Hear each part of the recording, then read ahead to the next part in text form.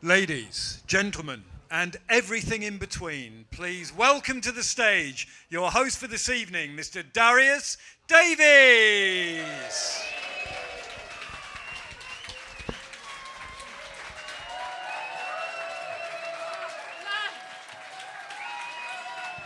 So, you are Big Brother watch. You know why we're here?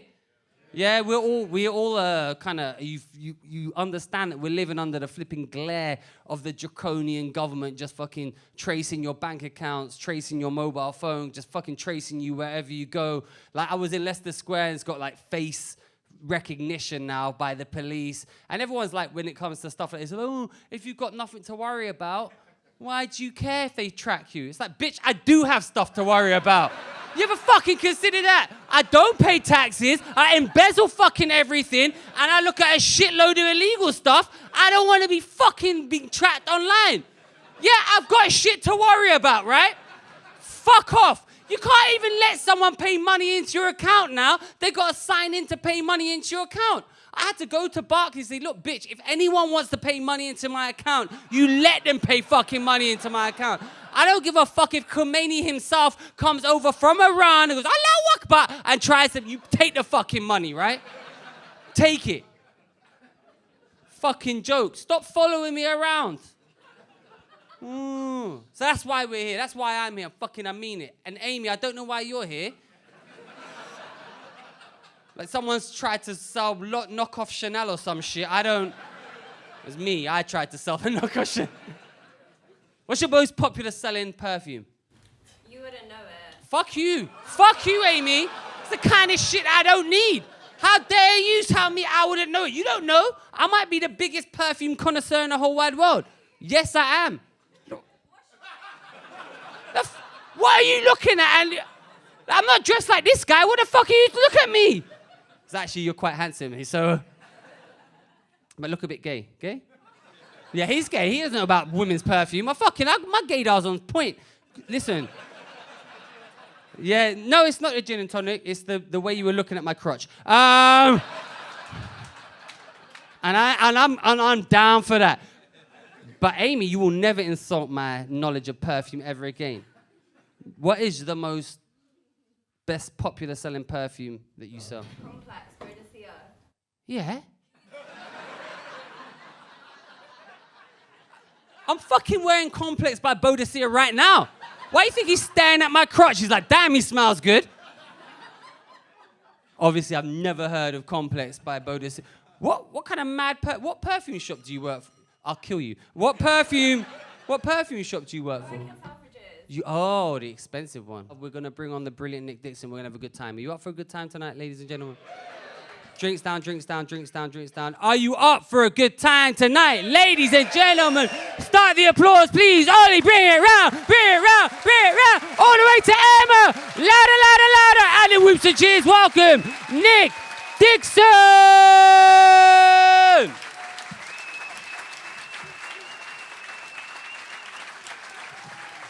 If I'm really honest, I was politically against lockdowns the whole time. But in terms of lifestyle, lockdowns are embarrassingly similar to my normal life. I've been self-isolating for years, guys.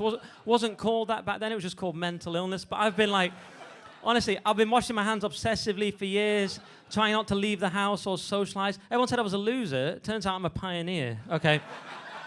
You're essentially looking at the Christopher Columbus of wanking alone in a studio flat.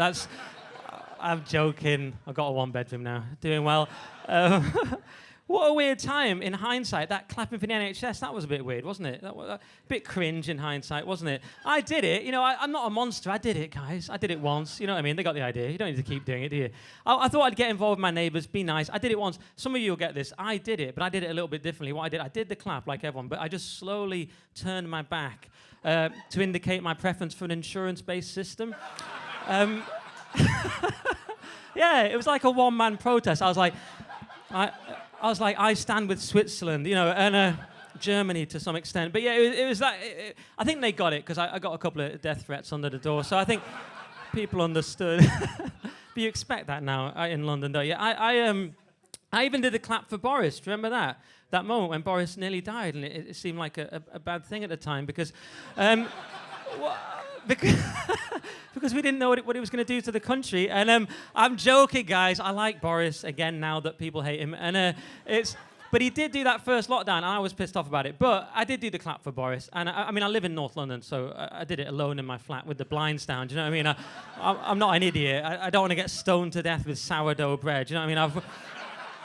I've watched SAS Who Dares Wins. That's not how you survive in hostile territory, guys. So, no, we love Boris again. Well, we can't. He got us out of the lockdown with help from people here, so it's great. And yeah, but people, you know what? A lot of people here campaigned against lockdown. I spoke out against it. Not that I can do anything, but it's like, but people loved it, didn't they? There was all those polls. I know some of them were fake, but like people were loving lockdown. I thought it was so weird. The government locks you in your own house and you enjoy it. What's that all about? What I want to know is, how come Sweden's the only country that doesn't have Stockholm syndrome? Am I right? Is this on, guys? It's a clever one, that, isn't it? You got it, well done. This morning I was on a Zoom call with an American company and they asked me what my pronouns were. And so for a laugh, I just said, take a guess. And they were like, no.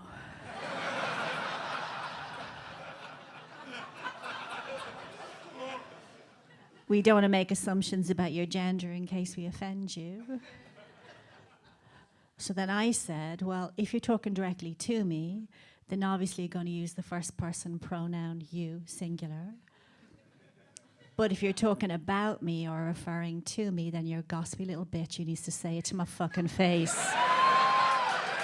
Say it to my face. My big old Irish face. Say it to my face. Don't be a backstabbing cow. Say it to my face. Never mind she, her, it's me. Just say it to fucking me. They don't ask you a second time, trust me. It's brilliant. It's foolproof. Look, I just think at the moment there's a level of micromanagement, and obviously civil rights are the kind of meaningful shit. But they tinker, don't they? They fucking tinker. There was talk a while ago about food's another obsession, isn't it?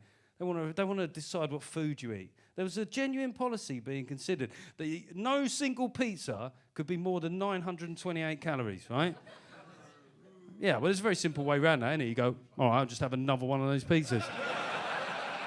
Give me 3 those wanky pizzas. It's just food, isn't it? Because it's a worldview where they're like, let's interfere in every little thing. There was a report by some dame, and I don't mean like I'm some sort of gangster. There was some dame who filed a report, but an actual dame in the Lords. And one of her recommendations was that we should ban junk food on public transport. What kind of mind even throws that up? Public transport is such a depressing experience. Snacks are the only way to get through it. The only thing worse that you could suggest than that is by making eye contact compulsory, right? That's the only more depressing. But they interfere. They love interfering. It happens in the workplace. Where do you work, mate? I work for Steve Baker. You work? I work for Big Steve Baker there. What do you do for Steve? I'm a caseworker. You're a caseworker. That sounds... He saves people from difficulty. He saves people from difficulty, or preys upon them. Mm. You'd be a fool not to. You're in a privileged position. You've seen what those charities do out there in the third world. Get in there, my son. Caseworker. Okay. Trusted. I won't get onto her. You can't do that sort of stuff anymore. I mean, that was proper fucking 1970s, wasn't it, eh? Hey, I won't get on that, mate. You can't do that anymore. Fuck it out. Jesus, I just realised how I sounded there. That's what I think about COVID in a way. I think I'll know that we're truly past COVID when Peter Kay does a nostalgia routine about it. That's when you'll know. That's when something's truly in the past. Yeah, who remembers COVID, eh? Remember COVID? You remember COVID? Yeah. Oh, he remembers. Who remembers COVID? Hey, remember that? Remember that when you were in tier 4, but your mate was still in tier 2, eh? But one day he got bumped straight to tier 4, made you fucking happy, didn't it? Eh?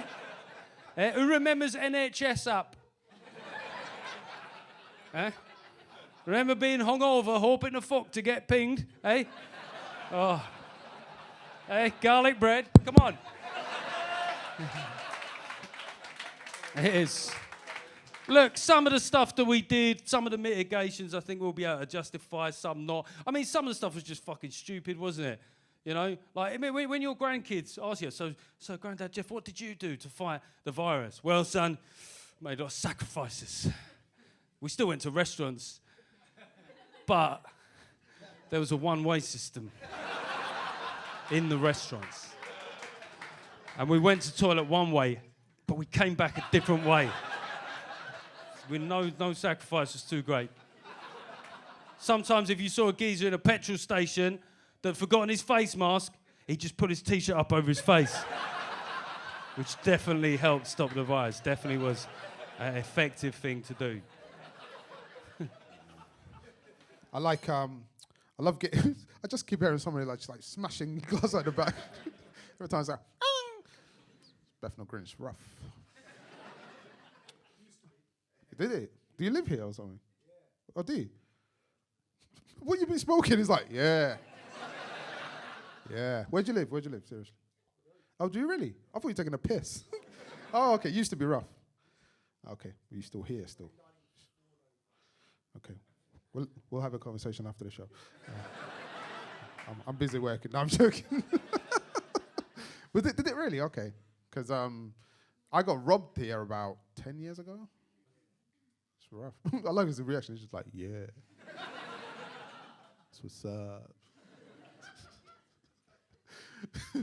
No, I got robbed. But it wasn't confrontational. I was drinking at some coffee shop, not nearby, like Cambridge Heath or in that area. I was drinking coffee at this coffee shop. I kid you not. This guy just picked up my bag and run off with it, right? But he was so fast, I couldn't be bothered to run after him. Like, I just gave up. I'm like, this guy, he's fast. I tried to run after him, but he went to a different block. So I just went back, I sat back down, just thinking of what happened. The same guy, kid you not, he ran back, opened my bag, and he goes, there's nothing in your bag. Proper nutters. I didn't know what to say. I was like, I'm sorry. I didn't know you were coming. he was like, what's your name? I said, Prince Abdi. The next day, he adds me on Facebook.